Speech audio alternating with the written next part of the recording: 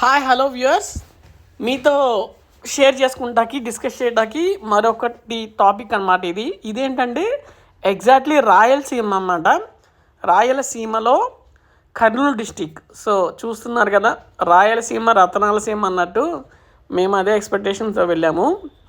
ఇదేంటంటే Yaganti temple view అనేది అయిపోయిన తర్వాత యాగంటి నుండి వచ్చే దారిలో బనగానపల్లి అనమాట. ఇది బనగానపల్లిలో ఫేమస్ ఏంటంటే మన పోతులూరి వీరబ్రహ్మేంద్ర స్వామి గారు ఆయన ఎక్కడైతే తాళపత్ర గ్రంథాలలో ఫ్యూచర్ గురించి రాసినటువంటి క్షేత్రం అనమాట. ఇది రవ్వలకొండ అంటారనమాట. రవ్వలకొండ అంటారు. ఇక్కడ ఏంటంటే చాలా ఫేమస్. ఇక్కడ ఆయనకి ఒక స్టోరీ ఉందన్నమాట.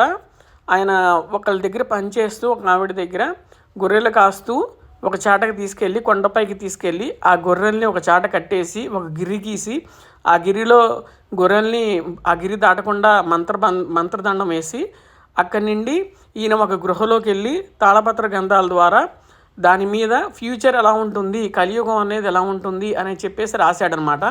సో ఆ స్టోరీ కానీ అది మొత్తం ఈ ప్లేస్లోనే జరిగింది. మేము ఆ ప్లేస్కి వెళ్తున్నాము. సో వెళ్ళే దారంతా ఇలా ఉందన్నమాట వ్యూ. అస్సలు జనాలంటూ లేరండి. ఇప్పుడే మేము వెళ్ళింది 2024లో. ఇప్పుడే ఇలా ఉంది అంటే ఇంకా ఫ్యూచర్లో బ్యాక్ ఒక 30 years బ్యాక్ అంటే ఇంకా ఎలా ఉంటుందో ఒకసారి ఆలోచించండి. ఇంకా ఆ కాలంలో అయితే ఎలా ఉండిద్దో అర్థం చేసుకోండి.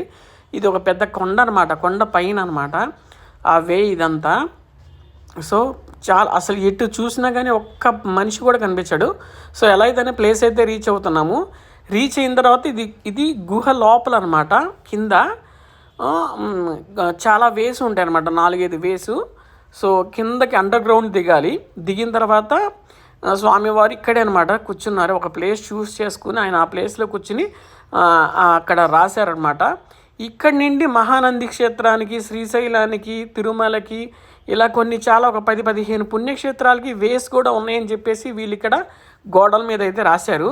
సో అదైతే ఎంతవరకు అనేది నాకైతే నమ్మకం లేదు, నాకు తెలీదు.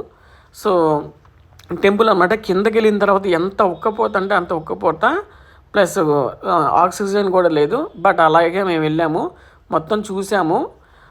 మొత్తం ఇలాగ ఉంటుందండి గృహ అంతా.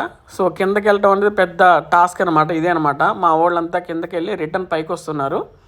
సో ఇక్కడైతే దర్శనం కానీ ఇక్కడ వ్యూ కానీ అపియరెన్స్ కానీ చాలా బాగా జరిగింది. సో ఇది రియల్ టైంలో వెళ్ళి చూస్తేనే మీకు అర్థమవుతుంది. So thank you viewers. ఇదొక